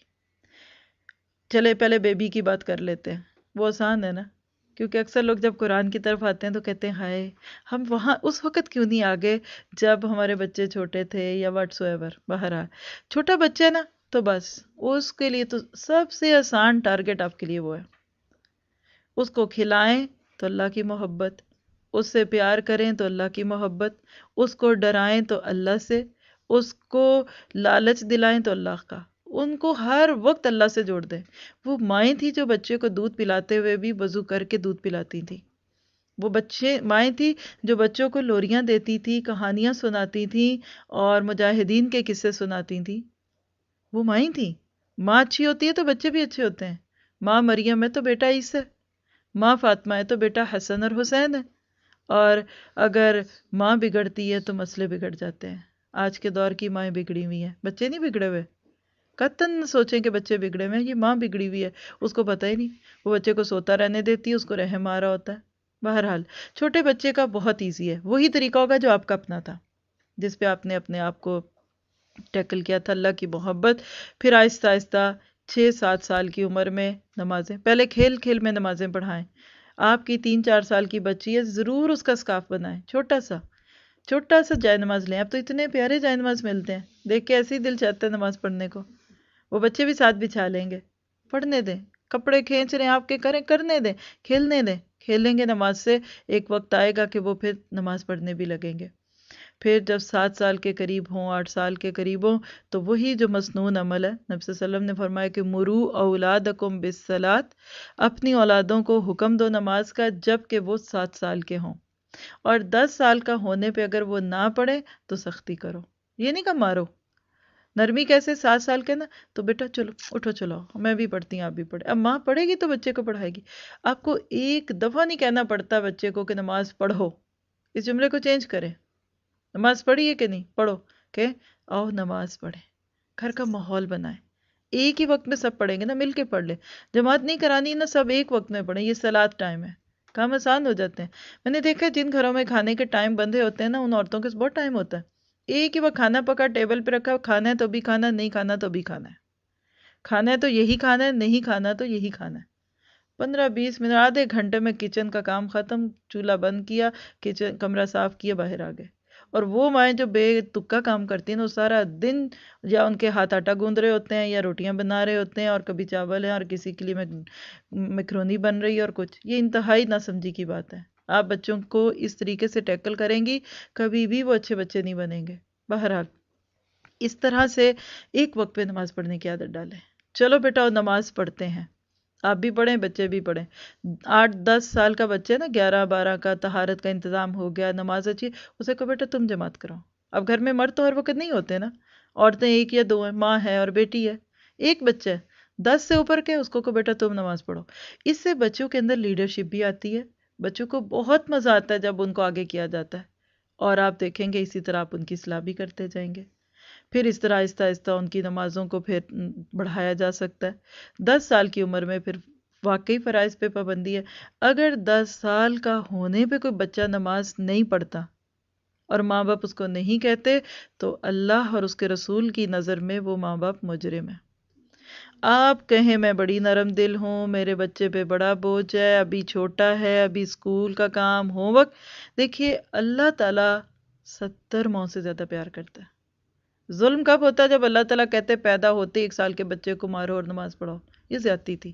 2-3 سال کی عمر میں کہو مارو نماز نہیں، اللہ کو پتہ ہے کب ہے، 7 سال۔ اور یہ وہ وقت ہوتے ہیں جو بچے کے بڑھنے کے بھی دن ہوتے ہیں، عموماً بچے سکولنگ میں ان دنوں میں بزی ہونا شروع ہو چکے ہوتے ہیں۔ اللہ نے کہا اس عمر میں پڑھو۔ جب ہم نماز کو ایک فرض اور ایک ذمہ داری کہہ کے پڑھیں گے نا، تو واقعی مشکل لگے گی، ہمیں بھی بڑا ترس آئے گا۔ اور اگر آپ نماز کو ایک ٹریننگ سیشن سمجھ کے پڑھائیں گے نا، تو آپ دیکھیں گے کہ آپ کی اس پکار میں شدت آ چکی ہوگی۔ بچے سیر کرتے ہیں، بچے جاگنگ کرتے ہیں، بچے سوئمنگ کرتے ہیں نا، اسی طرح یہ نماز بھی بچوں کے لیے ایک ایکسرسائز ہے، آپ کا فرض بنتا ہے۔ بچے سوتے رہے، ماں اور باپ نماز پڑھتے رہے، ان کی بھی پتہ نہیں اللہ قبول کرتا ہے کہ نہیں۔ مجھے کوئی حق نہیں ہے فتویٰ دینے کا، لیکن فتوے بہت سارے موجود ہیں۔ فتویٰ تو یہ بھی موجود ہے کہ رات کو کوئی سوتے وقت الارم لگائے کہ فجر نکل گئی صبح، یعنی جاب پہ جانے 9 بجے، نماز کا وقت ہے 4 بجے کا، رات کو سوتے وقت کوئی 8 بجے کا الارم لگتا ہے کہ 1 گھنٹہ کافی ہے جس میں تیار رہوں گا۔ عثیمین اللہ ان کو جنت نصیب کرے، ابھی 2-3 سال ہوئے ان کی ڈیتھ ہوئی ہے، یعنی مفتی عالم تھے سعودی عرب کی دارالافتاء کمیٹی کے، ان کا فتویٰ ان ریٹن موجود ہے کہ ایسا شخص اس عمل کے کرتے ہوئے کافر ہو جاتا ہے۔ جس نے رات کو جانتے بوجھتے الارم فجر کے بعد کا لگایا ہے، اس نے ڈن کر لیا کہ مجھے فجر نہیں پڑھنی۔ خدا کے لیے یہ فتویٰ دوسروں کو نہ سنائیے گا۔ میں نے آپ کو اس لیے سنایا کہ 28 پارے ہو چکے ہیں آپ کے، جو لوگ ترتیب سے یہ سورت پڑھ چکے ہیں ان کو پتہ ہے کہ پیچھے سے بات چل چکی ہے، یہ آپ کا فرض ہے۔ باپ مسجد میں گیا ہوا ہے، بچہ گھر میں سو رہا ہے، کیا مطلب؟ قُوا انفسکم واہلیکم نارا، اس پہ نو کمپرومائز، نتھنگ۔ اور جن ماں باپ نے وقت سے پہلے کوشش کی ہوتی ہے، اور جو بچے ماں باپ کو پچھلے 7 سالوں سے دیکھ رہے ہوتے ہیں کہ روز فجر سے پہلے باپ اٹھتا ہے اور گاڑی نکلتی ہے اور پتہ نہیں یہ جاتا کیا، آپ دیکھیں گے وہ آپ سے پہلے گاڑی میں بیٹھے ہوں گے۔ میں نے ایسے گھرانے دیکھے ہیں ماشاءاللہ کہ دن میں 5 بار بچوں کو ڈانٹ پڑتی ہے، وہ ماں باپ کے ساتھ باپوں کے ساتھ بھائیوں کے ساتھ جوتے پہن کے تیار ہوتے ہیں، ہم نے بھی جانا ہے مسجد میں، تو وہ پھر عورتوں کو کہتے ہیں پکڑو ان کو، یہ ہمیں تنگ کرتے ہیں مسجد میں۔ یہ 2-3 سال کے بچے دیکھتے ہیں یہ، پھر ایسے طرح بڑے، پھر وہ اچھا میں چپ رہوں گا، اچھا میں صف میں نہیں بھاگوں گا، اچھا میں نہیں دوڑوں گا، پھر ان کو گھر والے لے جاتے ہیں۔ ماشاءاللہ میں نے بہت کثرت سے یہ منظر دیکھے ہیں۔ اب وہ 7 سال میں روئے گا بھلا؟ اور میں ایسے بھی گھرانوں کو اللہ کی توفیق سے جانتی ہوں کہ فجر سے پہلے 4 بجے رات کو اس گھر کا بچہ اٹھاتا ہے، اور کروڑ پتی ارب پتی لوگ ہیں، اللہ نے اتنی دولت دی، لیکن سادگی ہے، کوئی دولت ضروری نہیں کہ دکھے، ہر ایک کی نہیں دکھتی۔ بہرحال بچوں کو شروع سے یہ ایک نماز ہے جو آپ کو روکے گی ہر چیز سے، پھر آہستہ آہستہ ان کی اخلاقی تربیت، اور پھر مثلاً جمعے کی نماز ایک ماں اگر اپنے بچے کی مس کراتی ہے نا، میں کہتی ہوں کہ ہمیں تو یہ خوف آنا چاہیے کہ اگر ہم نے کوئی ایسا کام کر لیا اور اس کے بعد ہم کوئی دوسرا کام کر رہے ہیں، اگر اللہ سبحانہ وتعالیٰ ہماری طرح جذباتی فیصلے کرتے تو ہمیں پٹخ کے مارتا۔ مثلا بچے کو کہا جاتا ہے جمعہ نہ پڑھو، اس میں جاؤ کچھ اور کر لو، چلو گھر پہ پڑھ لو، یہ کر لو۔ اللہ تعالیٰ ہم پہ رحم کر دے گا تو کر دے گا۔ آپ کو شاید میری باتوں میں شدت لگ رہی ہوگی، لیکن دیکھیے کہ یہ وہ چیزیں ہیں کہ یہ بچے آپ کو دعائیں دیں گے، یہ آپ کے بعد آپ کو روئیں گے، جو بھی کریں گے اس سے آپ کو نہیں فائدہ ہوگا، لیکن آپ کے بعد اگر آپ کی سکھائی ہوئی باتوں پہ یہ ساری زندگی جمیں گے، آپ کی قبر میں ٹھنڈی ہوائیں آئیں گی۔ یہ بہت بڑی ذمہ داری ہے۔ میں تو کہتی ہوں خوش قسمت ہے وہ جس کو اللہ نے ان ذمہ داریوں سے آزاد رکھا ہوا ہے۔ آج مرے کل دوسرا دن، نہ کوئی روئے نہ کوئی یاد کرے، کیونکہ یہ بہت مشکل فیصلے ہیں۔ ہر بچہ امتحان کا پرچہ ہے، اور اس پرچے کو حل کرنے کے لیے پہلے خود کو کوالیفائی کرنا پڑتا ہے۔ نہیں بچ سکتے اگر ہم نے اپنی زندگی میں اپنے آپ کو دین کی طرف نہ جوڑا اور بچوں کو نہ جوڑا۔ اب یہ سارے کام تو آپ کر رہے ہیں چھوٹے بچوں پہ جو آپ کے قابو میں ہے، لیکن آپ نے قرآن اس وقت پڑھا جب آپ کے بچے آپ کے قد سے بھی اونچے ہو چکے تھے، اور ماشاءاللہ جتنے وہ قد سے لمبے ہو رہے ہیں اتنی ان کی آوازیں بھی آپ سے اونچی ہو رہی ہیں۔ پہلے تو ممی جی کہتے تھے اور آپ صرف ممی پہ آ گئے، اور بعد میں پتہ نہیں کیا ہوگا۔ اب وہ عاجزی نہیں رہی، وہ آپ کو 16 سال کا بچہ مار باندھ کے کوئی ایک دو نماز پڑھتے ہیں پڑھاتے ہیں، یا کبھی وہ بھی نہیں، جمعے کی گھر جائیں بڑے پیار سے موقع دے کے اس کا ہاتھ پکڑیں، رونا شروع کر دیں۔ اگر آپ کے دل میں جذبات میں سچائی ہے، بیٹی ہے یا بیٹا ہے، اور اقرار جرم کر لیں کہ بیٹا ہمیں معاف کر دو۔ پوچھیں گے کیا ہوا، آپ نے کیا کیا؟ یہ ہوا کہ ہم نے آپ کا حق نہیں دیا، ہمیں خود نہیں پتا تھا، ہم نے آپ کو بھی نہیں دیا۔ پھر آپ بھی روئیں گے، دیکھیے گا وہ بھی روئیں گے۔ کئی مائیں اپنے ایکسپیرینس سناتی ہیں اس بات کے بعد کہ میں تو کیا روتی، میرے بچے بھی رونے لگ گئے۔ اب کیا کریں، حق نہیں دیا، نہیں mummy don't say this, please mummy, please mummy.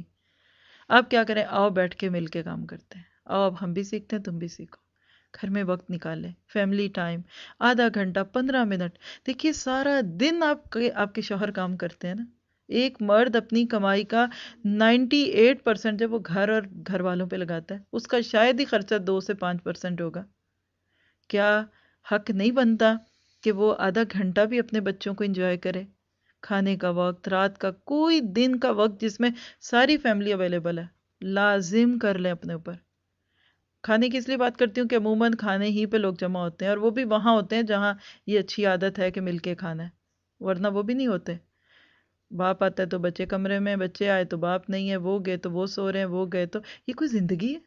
میں سوچتی ہوں کہ اسلام نے تو اتنا پیارا فیملی سیٹ اپ دیا تھا کہ صبح ابھی فجر بھی نہیں ہوئی تو بچوں کی ملاقات ہو جاتی ہے، السلام علیکم، کیا حال ہے، رات اچھی گزری؟ کتنی اچھی فیلنگ آتی ہے۔ اب آپ ٹھیک تھے، آپ کو رات کو پریشانی تو نہیں؟ فجر میں گئے، مل کے گئے، باتیں واپسی پہ آئے، باتیں کر رہے تھے، اچھا کچھ کھایا پیا، کچھ کھیل کے، اس کے بعد سارے کمروں میں چلے گئے، کاموں میں لگ گئے، دن میں سب کام کر رہے تھے، پھر باقی دوسری نمازوں پہ ملتے گئے۔ یعنی ایک زندہ فیملی کا احساس ہوتا ہے نا۔ یہ ٹائز، سوشل ٹائز ہوتی ہیں۔ فیملی جو ہوتی ہے نا، یہ دھاگوں سے نہیں بنتی، یہ جذبات سے بنتی ہے۔ بچوں کو پتا ہے دن میں 5 دفعہ باپ کے سامنے آنا ہے یا اس سے ملاقات ہونی ہے، وہ کپڑے بھی ڈھنگ کے پہنیں گے، وہ بات بھی ٹھیک کریں گے، وہ ہر وقت اپنے کانوں پہ کچھ لگائے نہیں رکھیں گے کہ باپ بول رہے ہیں تو بول رہے ہیں، ماں بول رہی ہیں تو بول رہی ہیں۔ یہاں کسی کی بات کروں گی آپ کے سامنے اس نظر سے کہ اللہ تعالیٰ ان کے لیے بھی صدقہ جاریہ کرے اور شاید کسی کو فائدہ ہو، کہ انہوں نے کس طرح سے اپنے جوان بچوں کو فجر کی نماز کے لیے موٹیویٹ کیا۔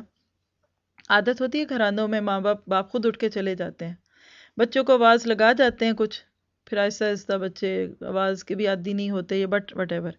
تو انہوں نے دیکھا کہ میں صبح جاتا ہوں، بچوں کو کہہ کے جاتا ہوں اٹھو، بعد میں آ کے دیکھا جی کبھی آنکھ کھلی تو چلے گئے، کبھی نہیں گئے۔ تو ایک دن انہوں نے کہا کہ میں رات کو یہ سوچ رہا تھا کہ عمر بڑھ گئی ہے، دل کو تکلیف ہے، کوئی نہ کوئی مرض تو لگ ہی جاتے ہیں نا وقت پہ۔ میں تو آج بیٹا یہ سوچ رہا تھا کہ اگر خدا نہ خواستہ رات کے وقت کہیں مجھے دل کا کوئی دورہ پڑ جائے تو تم تو نہیں اٹھو گے مجھے بلانے کے لیے؟ میں تمہیں آواز بھی دوں گا تو تم تو نہیں آؤ گے؟ کیوں؟ اس لیے کہ میں تمہیں نماز پہ آواز دیتا ہوں، تم نہیں اٹھتے۔ جذبات میں تھوڑا سا بخار آتا ہے نا ان باتوں کو سن کے۔ ہم کچھ بھی ان کو نہ دیں، نہ یقین کریں، روکھی سوکھی چٹنی کھا کے بیٹھ جائیں۔ ایک آئیڈیل فیملی وہ ہے کہ جس میں گھر والے سارے اپنی دنیا کو بھی انجوائے کریں اور اس کے ساتھ آخرت کی بھی تیاریاں کریں، باتیں کیا کریں اپنے بچوں سے، جنت کی باتیں۔ وہاں میں تمہاری ممی ہوں گی، وہاں یہ تمہارے ڈیڈی ہوں گے، وہاں تم ایسے ہوگے، پھر اس دن یہ ہوگا، پھر میں تمہارے محل میں آؤں گی۔ ان کو رغبت دلائے معصوموں کو۔ وہ آپ سے پہلے جنت میں جانے کے لیے تیار ہوں گے. وہ ماں ہی تھی جو معوذ اور معاذ کی ماں تھی، افرا. اس امت کے طاغوت ابو جہل کا سر قلم کرنے والے کوئی بڑے لوگ نہیں تھے، ٹین ایجر لڑکے تھے. اور دونوں اس جذبے کے ساتھ گئے تھے کہ ہماری ماں نے بتایا کہ اللہ کے نبی کو گالی دیتا تھا، تو آج ہم سوچ گئے کہ آج ہم اس کو ماریں گے. آج وہ مائیں کہاں ہے؟ اسما اپنے بیٹے کو کہتی ہے کہ میں تمہارے سینے پہ گولی لگی دیکھوں، پشت پہ لگی نہ دیکھوں. چلے جہاد کو تو بھی پیچھے کر دیں، صرف نماز کا جہاد ہی کر لیں. اور انشاءاللہ تعالیٰ ایک وقت آئے گا کہ پھر آپ کے بچے آپ کے لیے صدقہ جاریہ بنیں گے. یہ باتیں بڑے درد سے میرے دل سے نکلی، کیا سوچ کے کہ اگلی نسلوں کا کیا ہوگا. ہم نے تو کچھ کہا سنا، کچھ ڈانٹ تھی، کوئی پیچھے سے باتیں تھی، کوئی اسلامی ملکوں میں رہتے تھے، دادا نانا ماں مولوی صاحب کے ڈنڈے تھے. چلیں جو بچے یہاں پیدا ہوئے ہم نے کچھ کہا، اگلی نسلوں کا سوچیں. جو نسلیں پلی آ رہی ہیں جنہوں نے کبھی بیچاروں نے یعنی لائیو اذان کی آواز ہی شاید کم سنی ہوگی، ہاں، جن کو نہ اگر ہم نہ کہیں گے اور وہ آگے اپنے کو نہیں، چلے اس کے بعد ایک اگلی نسل پہ اور چلے جائیں، کیا بنے گا؟ نہ وہ جذبات میں گرمی نہ سختی، اور وہ ملک جہاں حالات یہ ہوں کہ بچے کو ہاتھ لگایا تو ڈر جائے کہ پولیس آ جائے گی. آہستہ آہستہ ہم کمپرومائزنگ نہیں ہوتے جا رہے. اللہ تعالیٰ ہمارے لیے ان چیزوں کو آسانی کا بنا دے. اس کے ساتھ پھر اپنے بچوں کی دوسری چیزوں پہ بھی نظر رکھنی ہے. مثلاً ایک ہی حدیث میں 2 ایسی خوبصورت نصیحتیں ہیں کہ آج کے دور میں ان دونوں کو اگر پلے سے باندھ لینا تو یہ ایسے ہی ہے کہ ایک ہاتھ میں سورج اور دوسرے میں چاند. اور وہ کیا کہ بچوں کو 7 سال کی عمر میں نماز کا حکم دو، 10 سال کا ہونے پہ نہ پڑھیں تو سختی کرو، اور ساتھ ہی فرمایا کہ ان کے بستر الگ کر دو. جو اس دور کی بات ہے جب لوگ بیچارے ایک ہی جھونپڑی میں سوتے تھے. آپ نے کہا کہ اپنے 2 بالغ ہوتے ہوئے بچوں کو ایک بستر پہ نہ سناؤ. کیوں؟ یہ وقت جذبات کے ابھار کا ہوتا ہے. بھائی بہن نہیں، بھائی بھائی بھی ساتھ نہ سوئے. یعنی اس حدیث پہ میں غور کرتی ہوں نا جب، تو مجھے ایسے لگتا ہے کہ اللہ کے نبی صلی اللہ علیہ وسلم نے فحاشی کے سارے دروازوں کو بند کر دیا. یہ گھر سے چیزیں شروع ہوتی ہیں، نظروں میں تب آتی ہیں جب باہر ہو چکی ہیں. لیکن میں پورے شعور سے کہوں گی کوئی جذبات میں آئے بغیر جو چیزیں مختلف جگہ سے ملتی ہیں نظر آتی ہیں، 50 60 70% برائیاں پہلے گھر سے شروع ہو چکی ہوتی ہیں. پتہ لگے نہ لگے یہ الگ بات ہے. چاہے وہ آپ سلیپ اوورز فرینڈس کے گھر میں کروائیں، وہ شادی کے موقع پہ ایک ہی گھر میں سارے کزنس بیٹھے ہیں، ہم عمر. یعنی یہ جذبات ایسے ہوتے ہیں کہ جو پھر شروع سے بھٹکتے ہیں. اس پہ گہری نظر رکھیں. کانشیس کیے بغیر اپنے بچوں کو فزیکلی بھی چیک کریں کہ وہ رات کو سوتے ہیں. اگر آپ کو رات کو اٹھنے کی عادت ہے تو ایک چھوٹا سا چکر لگا کے آئیں بچوں کے کمرے کا. جب تک وہ ایک ماں ہے وہ بڑی اچھی ان کی بات لگی، کہہ رہی جب تک میرے بچے سو نہیں جاتے میں نہیں اٹھتی. بہانے سے جاتی ہوں، بیٹا دودھ پی لیا، اچھا بیٹا تمہارا بلینکٹ ٹھیک کر دو، اچھا تمہیں کس کرنی ہے. جب جا کے دیکھتے سوئے ہوئے نا پھر جاتی ہیں. اور جن بچوں کو پتا نا ماں رات کو چکر لگاتی ہے، تو دیکھیے کہ شیطان کو بھی تو موقع تبھی ملتا ہے نا جب بندہ غافل ہوتا ہے. تو بہرحال اس چیز کا خیال رکھنا ہے. باقی ایک چھوٹا سا مسئلہ ہے جو میں اس کو بہت چھوٹا سمجھتی ہوں لیکن ماؤں کے لیے وہ بہت بڑا بن جاتا ہے، اور وہ کیا ہے کہ جی جوان بچیاں کپڑے اچھے نہیں پہنتی. مائیں آتی کان میں کہتی ہیں، یہ آج کے درس میں بس یہی بات کریے گا کہ یہ کپڑے ایسے نہ پہنا کرے. میں کیوں کہوں؟ میری کیا لگتی ہے؟ میری کیوں سنے گی؟ مجھے حق ہے. دیکھیے پہلے آپ کی جگہ بنتی ہے، پھر آپ کی بات کی جگہ بنتی ہے. ہاں، یہ انتہائی نامناسب رویہ ہے. پہلے کہاں تھی یہ 16 سال کی بیبی، اگر آپ جس کو آج تک بیبی کہہ رہے ہیں، یہ 16 سال سے اگر ایک خاص رنگ ڈھنگ کی تھی تو پھر آج ایک دن میں یہ کیسے بدل جائے گی؟ آپ نے خود ہی سینس ختم کر دی. آپ کو فرق پتہ ہی نہیں، آپ نے لباس کا وہ مقصد سمجھا ہی نہیں. یعنی لباس صرف چھپانے کا نام نہیں ہے، یہ اعضاء کے مطلب جسم کے ساتھ جو ہے ابھار، اس کے بھی چھپانے کا نام ہے. اس پہ الگ بات ہو چکی ہے الحمدللہ، لباس کے بارے میں ہوتی ہے. تو آپ دیکھیے کہ شروع سے جس چیز پہ نظر رکھیں گے نا، اس پہ ایک پورا درس ہے کہ چھوٹے بچوں کی اصلاح کیسی کیجیے. بلکہ یہ میرے پاس 2 بکس بھی رکھی ہیں، میں نے سوچا تھا کچھ سناؤں گی آپ کو لیکن اب اتنا وقت نہیں. ایک تو یہ بک ہے والدین کا احتساب، اسی کی طرح کی ایک بک ہے بچوں کا احتساب، اور ایک یہ نبی کریم صلی اللہ علیہ وسلم بحیثیت والد نا، اور بھی ہیں حضرت ابراہیم والد. اور یہ بکس ڈاکٹر فضل علیہ صاحب کی ہے. ان کا اکثر تھیم ہی ہے کہ اپنے مطلب دعویٰ ہے تبلیغ لیکن گھر والوں میں نا، تو پورے پوائنٹس ہیں موجود ہیں کہ آپ ایسی بک سے فائدہ اٹھا سکتے ہیں، پڑھ سکتے ہیں، لیکن شروع سے اپنے بچوں کو رکھیں۔ اگر وقت ہو تو میں آپ کو پورے واقعات سناؤں کہ چھوٹی بچی کو بھی ذرا ایسے حلیے میں یا لباس میں دیکھ کر اللہ کے نبی کا حال کیا ہوا، حضرت عائشہ کا حال کیا ہوا، اور ان کے بعد حضرت اسما جو بوڑھی ہو چکی تھی، اتنی بوڑھی ہو چکی تھی کہ ان کی بینائی بھی چلی گئی تھی، اور ان کا بیٹا کسی دور ملک سے آیا تو اتنا نرم پتلا سا ڈریس کو لے کے آیا ان کے لیے، جس کو پیور سلک کہہ دیں، تو اس کو اس وقت بھی چھو کے کہتی ہیں کہ اس کو میں پہنوں گی تو یہ میرے جسم کے ساتھ لگے گا اور میرے ابھار دکھیں گے، تم یہ کیوں لے کر آئے؟ یعنی مثال دینے کو ہے، یہ ہنٹ صرف اس کے دے رہی ہوں۔ تو جو بھی کام کرنا ہے نا، وہ تبدیلی پیچھے سے آئے گی۔ چھوٹی بچی ہیں، آپ ان کے لباس پہ نظر رکھیں۔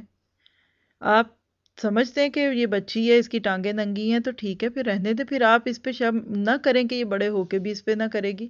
اور بعض ہماری نظروں میں بچی ہوتی ہیں، وہ بالغ ہونے کے قریب ہوتی ہیں اور لوگ ابھی بھی اس کو بچی ہیں۔ سلیو لیس اگر آپ ان کو پہنا رہے ہیں تو پھر بڑے ہو کے اگر وہ نہیں پہنیں گے تو پھر اس میں کیا شرم کی بات ہے؟ لیکن یہ ساری چیزیں بعد کی ہیں۔ میں کبھی اس چیز کی آپ کو بھی اور خود کو بھی نہیں اس چیز کو پسند کرتی کہ اس چیز پہ جا کے ڈائریکٹ کسی کے تنقید شروع کر دیں کہ اس نے یہ کیوں پہننا ہے، وہ کیوں پہننا ہے، کیونکہ یہ پہناوا تو باہر کا ہوتا ہے، پہلے اندر کا پہناوا ہے۔ حیا اندر سے آتی ہے، پھر اس کا اثر باہر آتا ہے۔ تو اللہ سبحانہ تعالیٰ کہتے ہیں کہ اپنے گھر والوں کو اور خود کو بچا لو اس آگ سے جس کے اوپر ایسے فرشتے ہیں جو اللہ کی نافرمانی نہیں کریں گے۔ اس میں بھی اشارہ ہے کہ تم بھی اللہ کی نافرمانیوں سے بچ جاؤ۔ ہم سب نے اپنا جائزہ لینا ہے۔ کیا میں گھر والوں کو آگ سے بچانا چاہتی ہوں؟ اپنے اندر سے پوچھئے گا، بغیر سوچے سمجھے ہاں نہیں لکھنا۔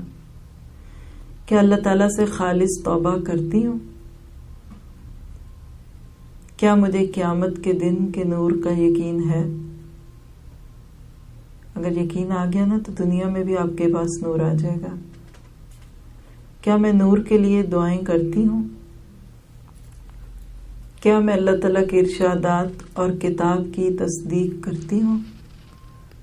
ہم نے کیا کرنا ہے؟ اپنے گھر والوں کو آگ سے بچانے کے لیے خود قرآن سیکھنا ہے اور گھر والوں کو سکھانا ہے، اور اپنے گھر والوں کو نماز کا حکم دینا ہے۔ اللہ تعالیٰ ہمارے لیے یہ کام آسان کرے۔ سبحان ربک رب العزت عما یصفون وسلام علی المرسلین والحمد للہ رب العالمین۔